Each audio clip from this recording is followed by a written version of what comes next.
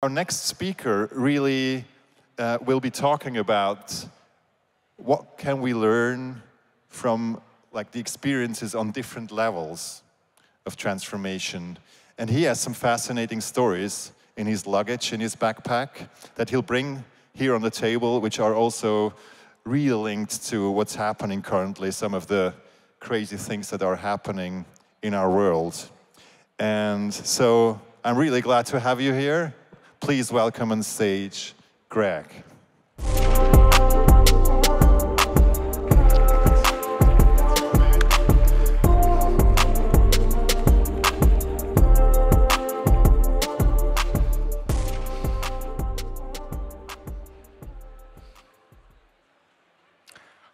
I still remember the first time I truly understood the power of change. I'll never forget it. It was in the fall of 2004 when I awoke early one Saturday morning in Kyiv, Ukraine. And I was surprised to find that my fiancé, who's not ordinarily an early riser, was already awake, fully dressed, and quietly tiptoeing out the door. Now, put yourself in my position. I was pretty sure I'd done something wrong. I just didn't know what it was. Now, was she angry with me? Was she leaving me? Or maybe she was just hungry and headed out for a bite to eat. I didn't know. So I asked her, hey, where are you going? And she said, oh, I'm heading out to a demonstration. But I thought you didn't care about politics. And she said, well, you know, I didn't, but it's enough already, and we have to do something. And then she threw that orange bandana around her neck and headed out the door. And just like that, like somebody somewhere flipped a switch, it was as if the entire country had changed overnight. And everyone we knew, all of a sudden, were heading out to political demonstrations on a regular basis. And that's what led just a few months later to the events we now know as the Orange Revolution. Did you ever have something you just felt so passionately about, but you knew that the deck was stacked against you? And it seemed like even to hope was to invite further disappointment. And then for a moment, the universe opens up and you can glimpse real possibility that you can make a difference, not just argue a point. The Orange Revolution was a moment like that, and we were able to change the course of history.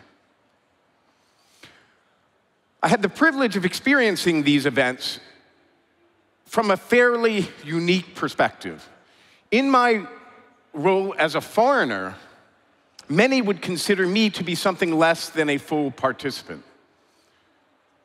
But in my role managing the country's leading news organization, I was certainly something more than a casual bystander. And what I remember most from those days was a feeling of profound confusion. Nobody really knew what was going on or what would happen next. Not the journalists I would speak to in the newsroom every day, not the other business leaders, certainly not the political leaders. There was just this mysterious force that no one could describe, but no one could deny, that was moving events along. And I thought to myself, I'd really like to bottle that force. I'd like to understand it and put it to good use.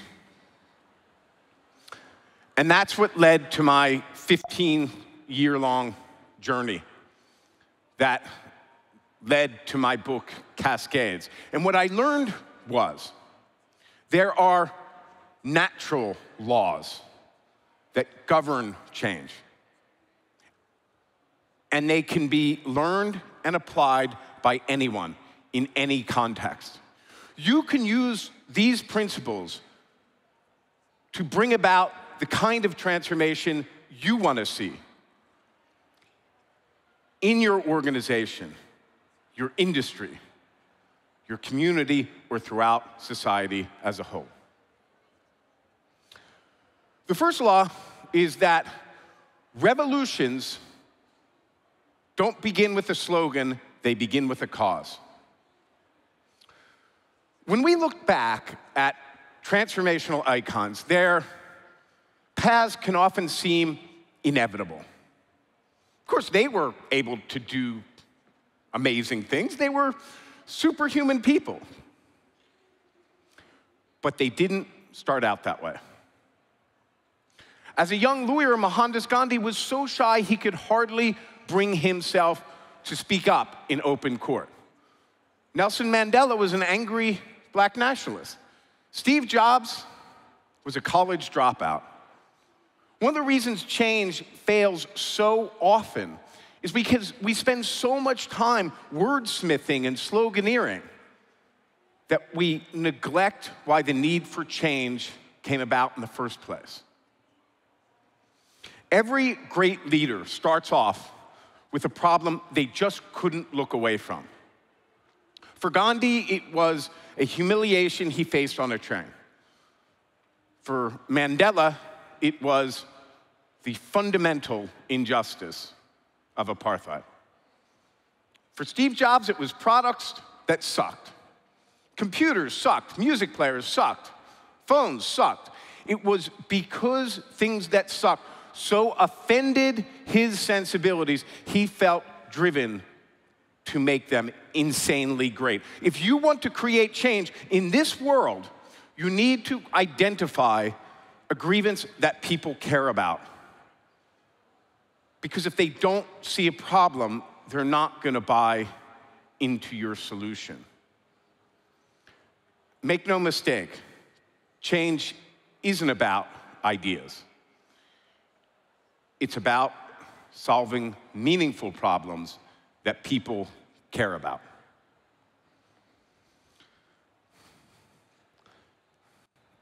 The second law is that the status quo always has inertia on its side and never yields its power gracefully. Probably the biggest misconception about change is that once people understand it, they'll embrace it. That's almost never true.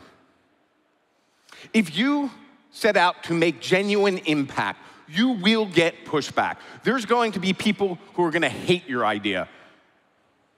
Not for any reasonable, rational logic necessarily, but because for whatever reason, it offends their dignity, their identity, their sense of self.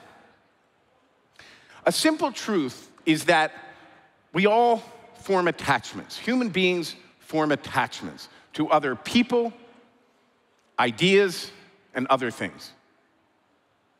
When we feel those attachments are threatened, we tend to lash out in ways that don't reflect our best selves. As much as we hate to admit it, we all do it. Anybody who's ever been married or been in a family knows that. And that's why every time you set out to change what people think or what they do, there's always going to be some who are going to work to undermine what you're trying to achieve. And they're going to do it in ways that are dishonest and underhanded and deceptive. Once you're ready to internalize that, you can begin to move forward.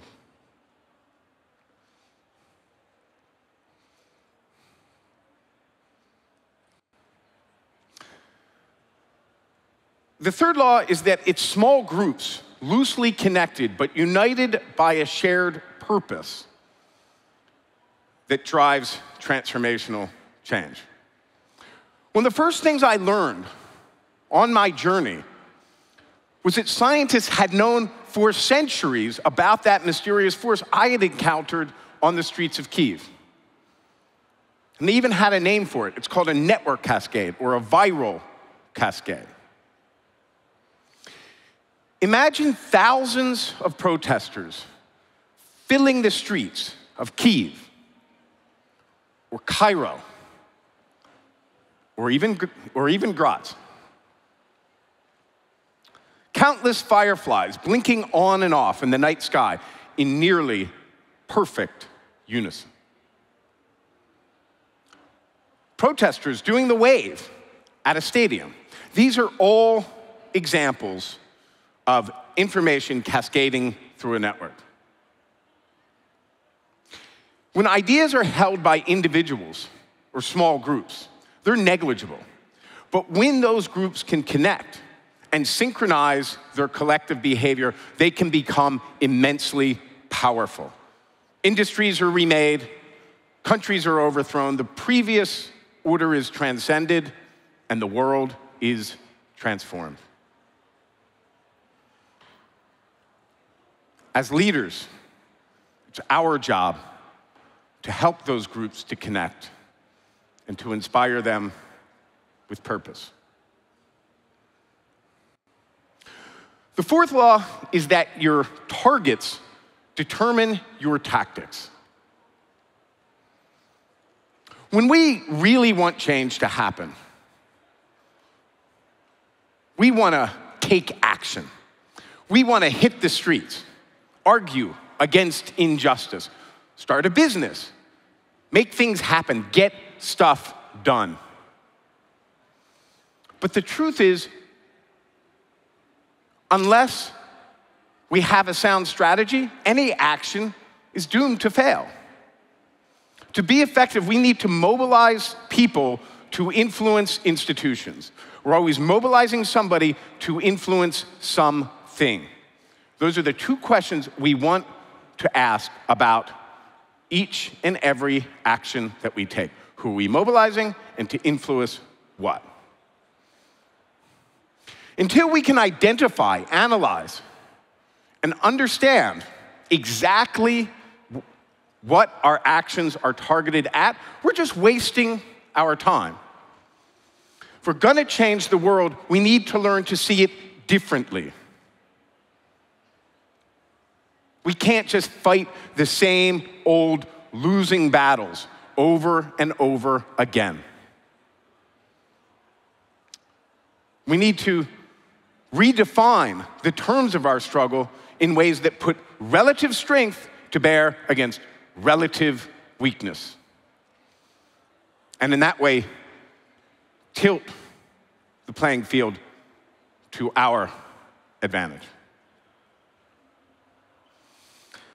The fifth, final law is that every revolution inspires its own counter-revolution. That's what we failed to understand almost 20 years ago in Kyiv.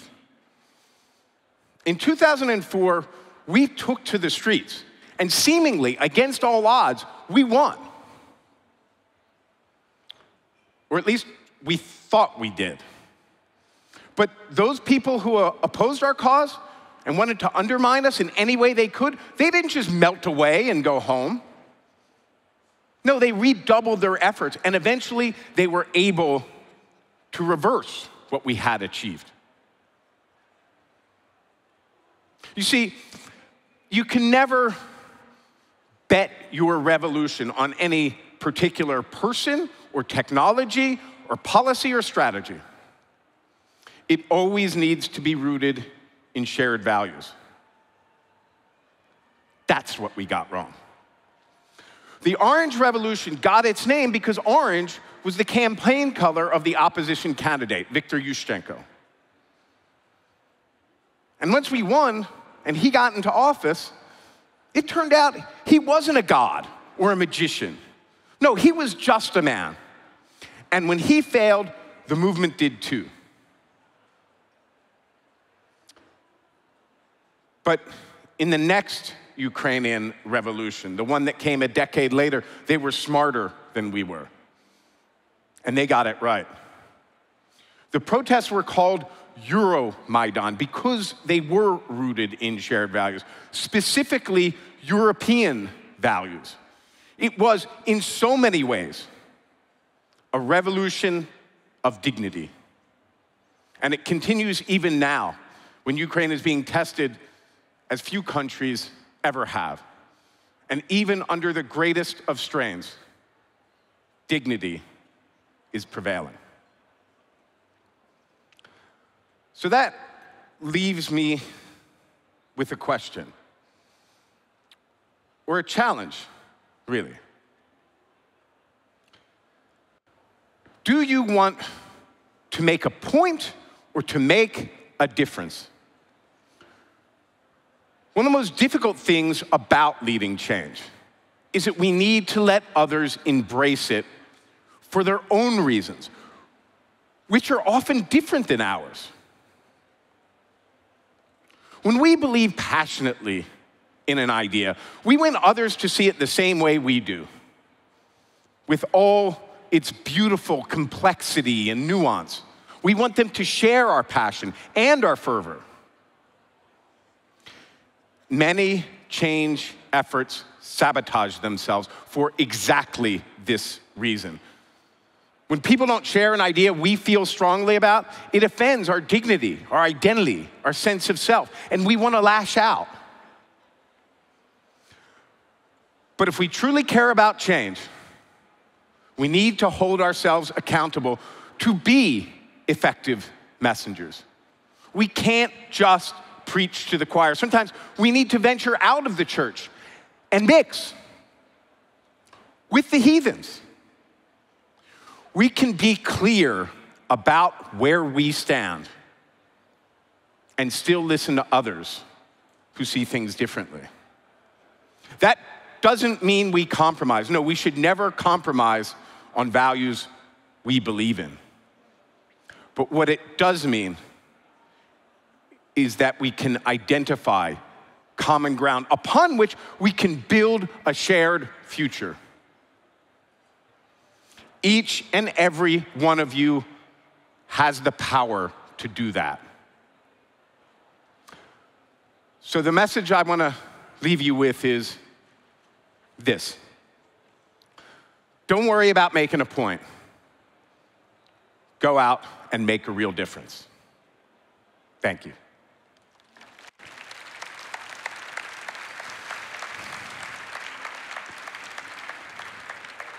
Thanks so much, Greg. I'm sure you trigger probably plenty of questions. I've got one myself. There's something else. Oh, there's something else. Because as you know, Samantha is very demanding. Oh, yeah. And she told me... She's right there. She told me that 15 seconds is a special festival and I need to do something extra. And you know, we always listen to Samantha. So what I did is, where did that go? We probably need to go back to the presentation if it's already been changed. Okay, well, they'll get it up. Well, look. There it is. Where we are. So this is a special page where if you take the QR code, it will take you to a special web page where you'll get 3 additional resources you can take home. It's the 3 scientific principles behind Cascades, 10 principles of transformational change, and also a workbook. It's the same workbook we use with our organizational clients that will give you a step-by-step guide about how you can create the movement you want to see. Was that your question? That was not my question, but excellent. Thank you for adding that. My question was regarding what you said. I mean, not exactly like this, but I remember it as you need a group that is like loosely coupled maybe, but highly aligned regarding the purpose. to drive change. And so my question is, I mean, I can totally see that. I can totally see that regarding the examples you gave us, and then transferring that to the organizational area. I wonder, how does that work out? What would your advice be? Because in an organizational environment, you're, I guess, also aiming to take with you as many people as you can, you know, not destroying necessarily all the structures and overthrow everything, but really gather people around a certain purpose. What's your experience? How can this play out? So this is absolutely the first question that people need to answer for themselves. Because when people want big change, they want to start fast. It's almost always a mistake to start off with a big kickoff meeting or a big internal communication campaign. Because remember those people who are going to hate your idea and they're going to work to undermine it any way they can? You're just alerting them ahead of time so they can get started undermining you. You're much better off going to where the energy is. Starting with people who are enthusiastic at whatever level. It's a misnomer that change is top down or bottom up. It's always side to side. Find people who are enthusiastic about your change, who you can empower to succeed, who can bring in others, who can bring in others still. And that's how you can get out of the business of selling an idea, which is always tough, and into the business of selling a success, which is somewhat easier. Thanks for answering that. So, do I see any hands in here? There's microphones coming your way. Don't be shy.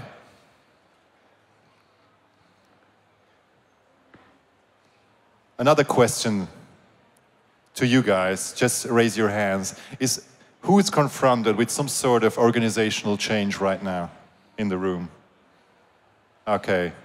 What are your biggest challenges? Can any one of you, or is anyone willing to share their biggest challenges organizational-wise? Just raise your hands, it would be nice, just to hear you.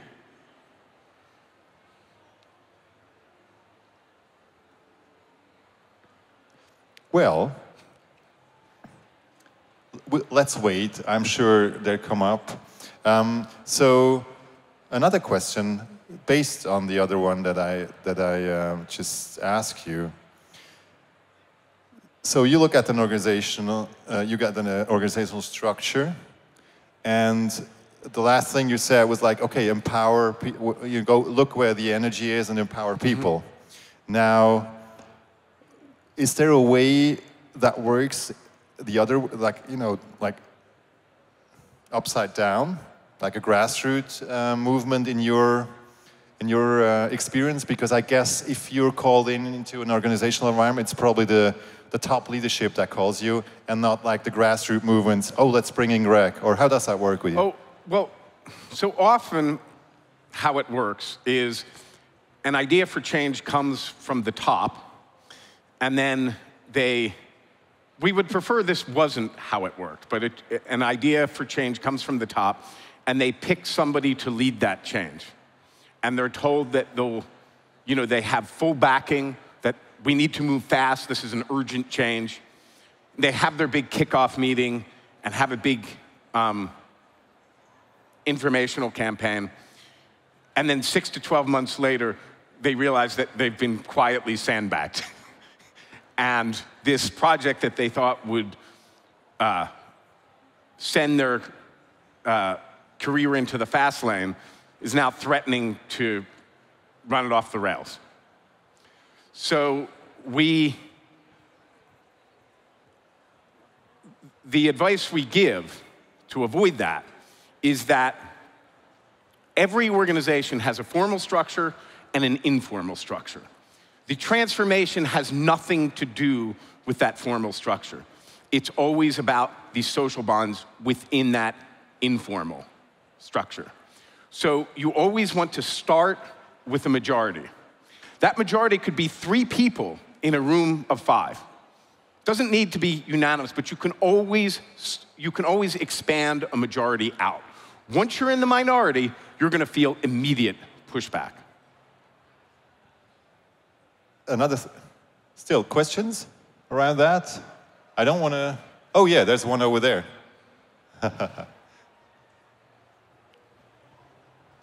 Love your talk. What's the biggest assumption that, say, conventional leaders managing transformation need to take on? That change is about persuasion. That somehow you can convince people and that will bring change about. That's the biggest assumption. One of the most interesting things I found in my research is when it comes to big radical, transformations, whether it was something in an organization or social transformations such as LGBTQ or civil rights, it never happens when people are persuaded. What triggers the end game is always when the opposition discredits themselves in some way. And we've all seen this situation, and it's something we should think about, that we're in a meeting, something is proposed, and over the course of an hour, things move slowly towards a consensus. And as we're moving to next steps, somebody who never said anything the entire meeting all of a sudden throws a hissy fit in the middle of the conference room. Have you ever had that? Sure. Clap your hands if that's happened to you. So quite a few people. Think about why that happens. The change was proposed, and they had a reaction that was so visceral, they couldn't articulate it, which is why they didn't say anything. And they spent that whole hour feeling that somebody is going to see what a bad idea this is. And that never came. And it was that initial success that led to the outburst. That's what triggered them. And with that outburst, they completely discredit themselves, and no criticism that comes after that is going to be effective for them. But the thing is, usually they don't have that hissy fit. They go start sabotaging the idea in the halls. And so that's what we need to overcome if we're going to bring change about. Does that make sense?